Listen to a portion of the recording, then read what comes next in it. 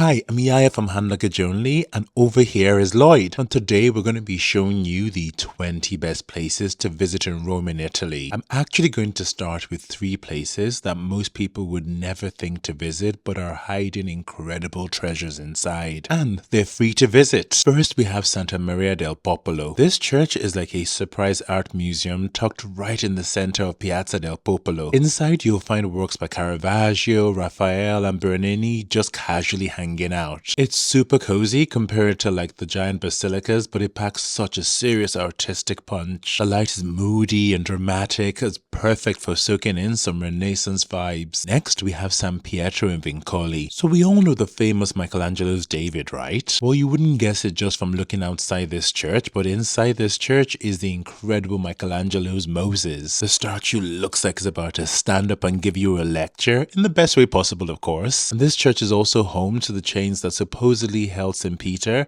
when he was imprisoned in Jerusalem, hence the name. It's almost never ever crowded, which makes it a great breather while taking in some incredible art and history in the city. Sticking to incredible art, we then have San Luigi de Francesi. It's a tiny church with some big time Caravaggios. So like this church is home to 3 of Caravaggio's masterpieces, including the famous Colin of St. Matthew. They're dramatically lit and super intense, just classic Caravaggio. It's a quick stop near Piazza Navona, and bonus, it's free. Just remember to bring a coin to light up the paintings, or you can also wait for someone else to do this. Next up, we have Altare della Patria and Piazza Venezia. Now, locals joke that Altare della Patria looks like a giant wedding cake, and honestly, they're not wrong. This huge white monument celebrates Italian unification and towers over Piazza Venezia. You can climb to the top for some epic panoramic views. And inside, there's a museum, and outside is all grandeur and Roman flags waving in the breeze. It's bold, bright, and impossible to miss. Now, down the road from here, we have the Colosseum. This is Rome's most iconic ruin, and it still knows how to make quite an impression. This is where gladiators fought wild animals and each other, all for the thrill of the crowd. And walking through the arches feels like stepping back in time. Well, minus the lions. And go early or late to avoid the crowd swarm, and it's just gorgeous from every angle. Sticking in the same area, we've got the Roman Forum. Once the heart of ancient Rome, the Roman Forum is now a dreamy sprawl of ruins and columns. It's where people gathered back in the day for everything from politics to gossip. Like you can wander around imagining toga-clad Romans debating stuff like taxes and chariot races. Now it's a bit of a maze, but that's half the fun. Just remember to bring comfy shoes because it's a lot of cobblestone wandering. Next up is Palatine Hill. This is where Rome literally began. Legends say Romulus actually founded the city here. Today it's a peaceful hill of ruins, gardens, and some incredible views over the Forum and Circus Maximus. It's quieter than the Colosseum, but it's just as impressive. Ancient Roman emperors apparently used to live up here, so just imagine the real estate value now. It's just a perfect spot for history buffs who just like a scenic stroll. Then we have the famous Trevi Fountain. Toss in a coin, make a wish, and you're officially part of Roman legend. The fountain is huge, dramatic, and basically sparkling 24/7. It does get crowded though, but the energy is happy, fun, and sometimes romantic. Early morning or late afternoon is definitely the best bet to visit to avoid the crowds here. And fun fact, they collect thousands of euros and coins every day here, and it goes to charity. Next up, we've got the Pantheon. 2,000 years old and still standing strong, this place is the definition of timeless. Except of course it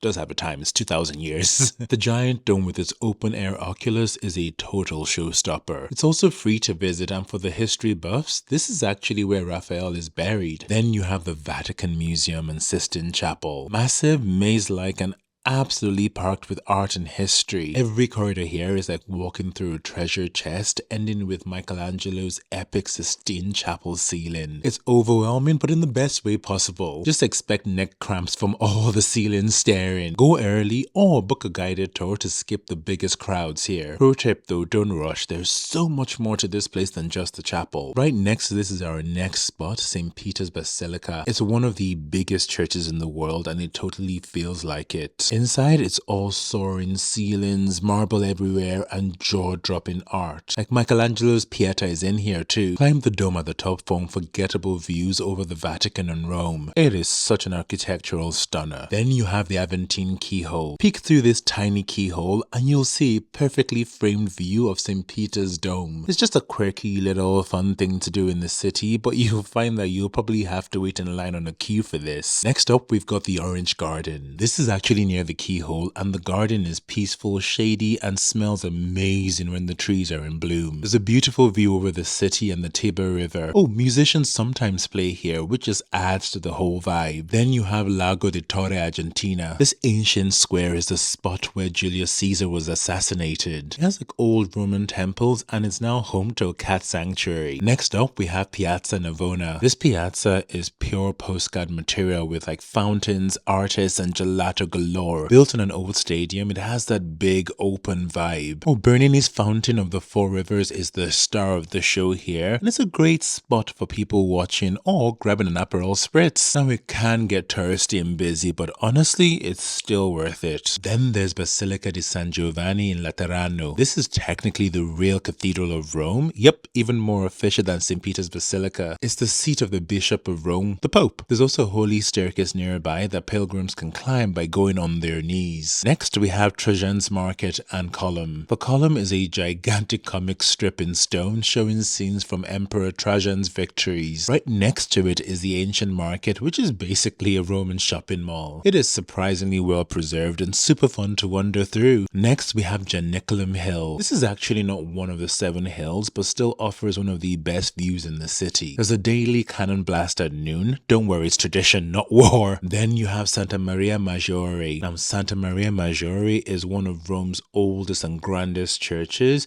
and it's seriously impressive from the moment you step in. It is packed with glittering mosaics, marble columns, and even a ceiling covered in gold. Talk about extra. This church was built in the 5th century, and legend has it that snow miraculously fell in August to mark the spot. Yes, summer snow in Rome. Inside is peaceful, stunning, and full of history. You can even see what's believed to be a piece of the manger from Jesus' birth. Then finishing off, we have the Spanish Steps. It's famous, fabulous, and full of people just chilling on a staircase. Honestly, that's about it. It's not the most enthralling of spots to visit, but it's a must-see when you're in Rome. To be fair, there are other spots you'll be visiting around it anyway, so you might as well pop by to check it out. And that's about it. Have an amazing time when you're in Rome, and if you have any questions at all about anything else, let us know in the comments.